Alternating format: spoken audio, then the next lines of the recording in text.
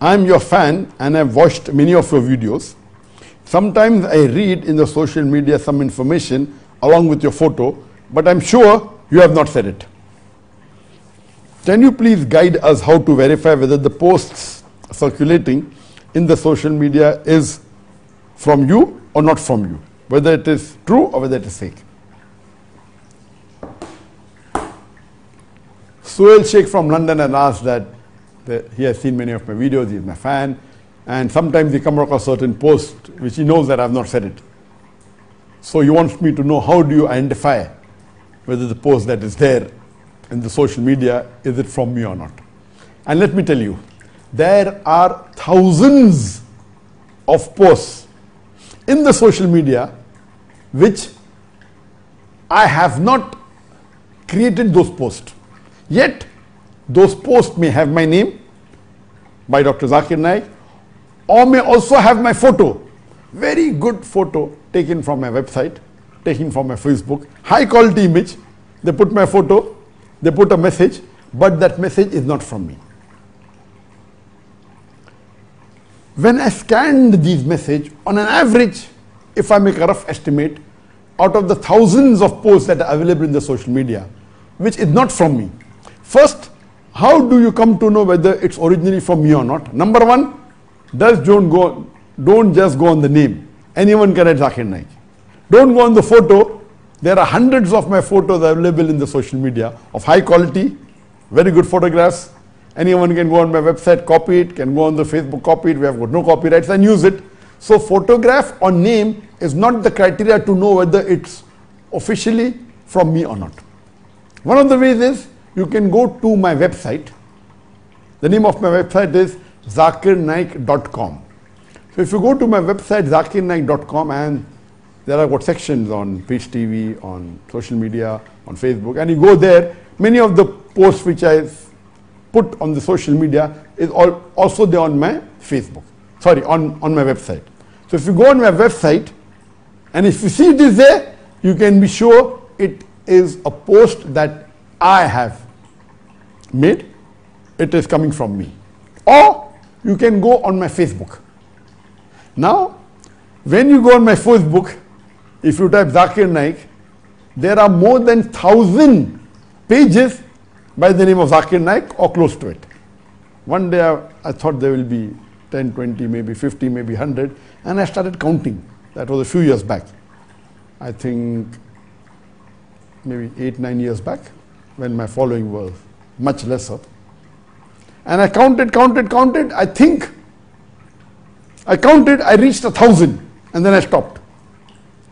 That means surely about 7, 8 years back, that's in India, there were more than 1,000 Facebook pages by the name Zakir Naik.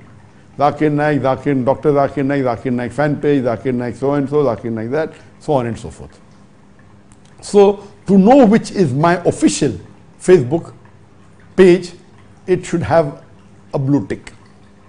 So one way to find out it's official is the blue tick. Or at present, the followers on my Facebook are, mashallah, by the grace of Allah subhanahu wa ta'ala, it is 23.5 million. It is the largest following amongst any English religious speaker in the world, whether Christian, Hindu, Muslim. Among the English speakers who are religious speakers in the world, the largest following, alhamdulillah, by the grace of Allah subhanahu wa ta'ala, is mine. It has more than 23.5 million followers. More than 19 million likes, but the followers are more than 23.5 million. Now, you'll be shocked to know that if you do a search on the top 5 English Muslim speakers, after me, that is 23.5 million, mashallah, is Dr. Abu Amina Bilal Phillips. He has a following of 7.9 million. You know, his Islamic International, the Open Islamic University, OIU, is very famous. So on his official Facebook, which has a blue tick, he has got more than 7.9 million followers. He's number 2. Number 3 is, mashallah, Mufti Ismail Menk. On his official Facebook with the blue tick, has got more than 5.1 million followers as of today. And the fourth is, again, Dr. Zakir Naik. 4.5 million followers. But when you go and open it, the URL, everyone says Dr. Zakir Naik. Even my official Facebook says Dr. Zakir Naik. It has a blue tick. But when you see the URL or the real type you have typed to get on the Facebook link, it is Facebook link stroke Zakir Naik. This, which is fourth in the list, is Zakir Naik official. So no one types Zakir Naik. They type Zakir Naik, all comes. So mine will come first, this will come. So, and what they do, the same photograph which I put on my Facebook, this person who has got 4.5 million followers also puts that. And he says that this is a fan page of Dr. Zakir Naik. So if you read, you will come to know it is not mine, doesn't have the blue tick. But the fourth largest amongst the English speaker is again Dr. Zakir Naik, but run by some people, some of my fans. The fifth is also Dr. Zakir Naik. And then when you go inside, it says unofficial Dr. Zakir Naik, managed by a fan. So another fan follower, a fan of mine, has made posts, and normally we don't object anyone copying any of my video. We have got no copyright. We don't, as long as they don't manipulate, they don't create mischief. So these two people who are number 4 and number 5 have 4.5 million followers. It's huge. They give ads, they monetize it, they make money. As long as they're not doing any mischief, I've got no objection. As far as my personal Facebook is concerned with the blue tick, we don't monetize at all. We don't give any ads. We don't monetize at all. We don't make a single penny out of it. Yes, they tell me that if you want to monetize, I can make $50,000 a month, and on the YouTube, I can make $50,000 a month, on the Facebook, maybe $100,000 a month. But we are doing it for the sake of Allah alone. I don't want to merge or risk losing my sawab for the money. So we never monetize any of the social media platform, talking about the free social media platform, whether it be Facebook, whether it be Instagram, whether it be Twitter, whether it be YouTube. We don't have any ads. We don't take any ads, we don't take any money. But these fan followers, of course, they put ads, they make a revenue, maybe, I don't know what they will be making, $10,000, $20,000 a month, we don't know. So similarly, but it says there, it is managed by a fan of Dr. Zakir Naik. But has a following of 4.5 million. 4.5 million is not small. So this, some of the posts you find, it does say that, Zakir Naik official. So if it says Zakir Naik official, it's not from me officially. For it to be officially my Facebook, it should say only Zakir Naik, the URL. Should say Facebook/Zakir Naik. Or it should have a blue tick. The fifth most popular also says Dr. Zakir Naik, but if you go in the URL, it is some OH Umma something, and it says there on the welcome page, on the home page, that unofficial. It's managed by the fans, and they keep on. And many a times you find they are more popular because many people click photo with me, hundreds, regularly. But I click with very few. And amongst those I click, I post only those who I feel are important on my Facebook. But those who click with me, they post on their Facebook. So these fan following, how does it reach 4.5 million? If someone put my photo, they go on their website, they copy it and they put it here. So if they want to know about me or about my whereabouts, they may find more from these fan pages than my own. Because ours is all authentic, they are not very careful. Sometimes they may give wrong information, they may. Inshallah, maybe the niyyah is good. So may Allah reward them. But many a times they may pick up something which is unauthentic, and someone makes a fake post about me. They may copy it and post it on the fan page fan page, and people may think it's officially from me. So please don't, if you see it on a Facebook of Dr. Zakir Naik, but not officially from me, if it does not have the blue tick, it's not from me. If it has the blue tick, it's officially from me. So my YouTube had the black tick. My Instagram did not have, they did not give me a blue tick since many years. Recently, a few months back, I think in the last week of April, few months back, they gave me a blue tick, and alhamdulillah, now my Instagram has started, having followers. Now it has reached 1.1 million. And I pray to Allah subhanahu wa ta'ala, they did not. But natural, these people, when you have a large following, they restrict it. They want you to pay money, but we don't, everything is organic. We don't spend a single dollar in marketing, or, there are some of the religious speakers who keep on pumping in money so that their followers increase. Ours is purely organic. We have not paid a single cent for any of the followers on any of my social media platform. But there are many people who keep on, increasing their followers with the help of boosting it or by paying money, etc. But we don't believe in this. Ours, all our followers organic. So coming to the question, how will you come to know it's authentic or not? It's mainly from my website, or going to my Facebook, or on my Pinterest. Pinterest doesn't have such a large following, but it's easy to find the post there. So for post, that's a good source. When I checked the various posts which we do not make, but it's there in my name, roughly I can say that out of the thousands of posts that have been made by others, most of them my fans, most of them, I can say that 40% of these posts, what they do, they hear me from my talks, what I say, and they make it into a post and they release it. I've quoted a verse of the Quran, they quote the verse of the Quran, give the reference, and my photograph, Dr. Zakir Naik. So it's not a post from me, but it's authentic. Or they may copy exactly verbatim what I said in one of my talks, and they will post it. So this 40% of the post, which are copying what I have said in my talk and making a post out of it, alhamdulillah, may Allah give them ajr. If they're doing it to spread the message, I have no problem with that. No problem. There is another 40% of the post which I have not said it, but yet it is authentic. For example, they want to promote a verse of the Quran. So if they put my photo, the verse would be read by more people. So they take a verse of the Quran, correct Quran, authentic, correct translation. They write the reference and they publish it. So there are more views.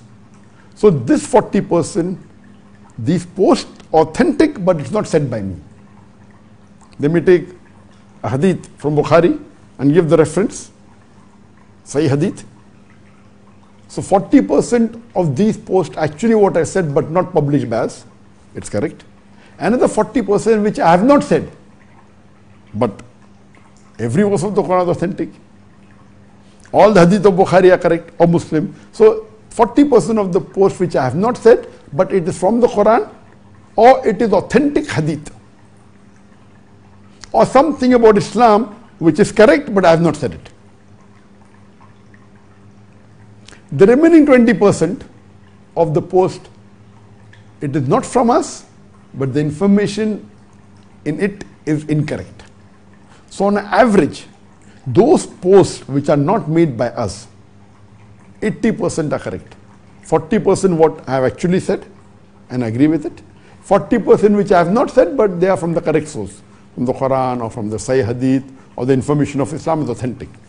The remaining 20% is not authentic. And this further can be divided into 4 categories. There may be maybe 5% of these posts, maybe a fan of mine. He may know I did not say it, but he may think it's correct. And he may quote a hadith with my photograph or with my name. Maybe a Zaif hadith.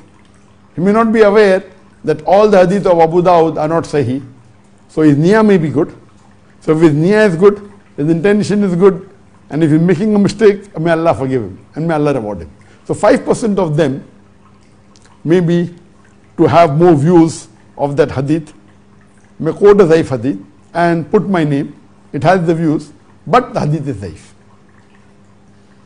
So they think it is correct, but unfortunately it's not correct, and they promote it, not with the intention of maligning me.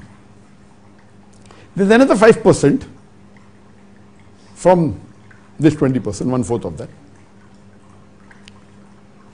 They know that I don't agree with that matter on the post,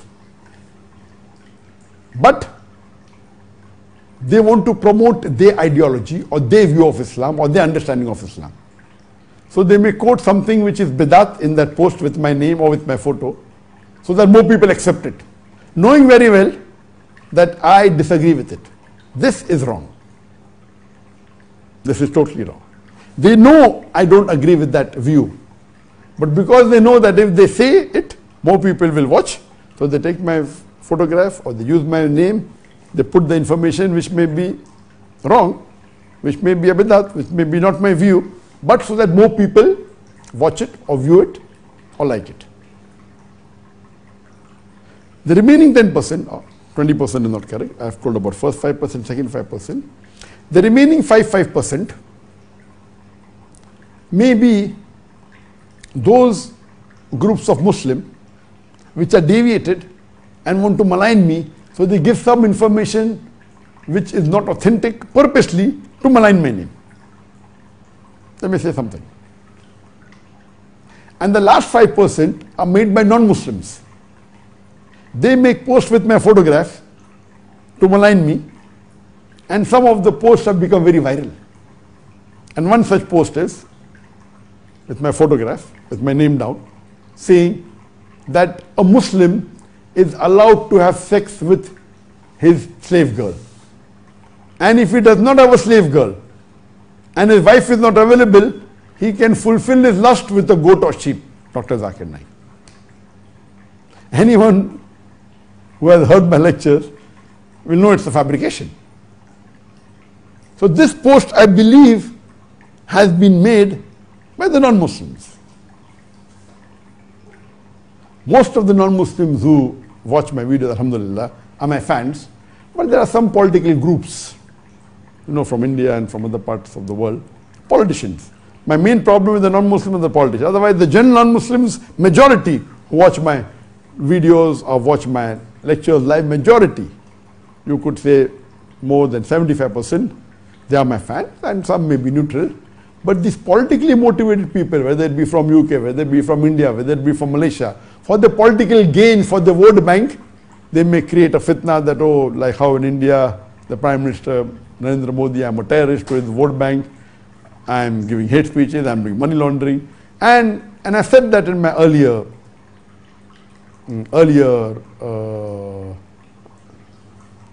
live Q&A, that the Modi team is very well trained in the social media, and they have got hundreds of cyber troopers. And these cyber troopers, hundreds of them, each one of them, if you see the videos of those people who were working with the Modi team and left, they say that the lowest person who's there, each one has 15 mobiles. The lowest team has 15 mobiles, then the supervisor, then there is the assistant manager, then there is the manager. It's a full pyramid of hundreds of people are working for them. And many of them, they go to the popular Muslim religious speakers in their website, in the name of Muslims, and they try and disrupt. Whether a live session is going, they want to disrupt, they want to use some name. They come as a Muslim name and they write comments. Anyone who is well versed with the media will know this person is not a Muslim. So these people even make posts in the social media to malign the very popular Muslim speakers and religious speakers. So they have this modus operandum that how when a live session is going on the Facebook, on the YouTube, they come and they attack. So you may think, 20 people are coming. There are only 2 of them. Each one may be having 10, 15 mobile. 2 people come, each one 10 mobile, and they keep on, writing messages from different mobiles. So 2, 3 people come and it looks like 20 people have come. And that's how they do. Some may have Hindu name, some may have Muslim name. They ask questions, they keep on replying, they keep on supporting one another, and that's how they come. So this is common. So 5% of these posts have been made by those who are non-Muslims, and who are my enemies, like the post I mentioned.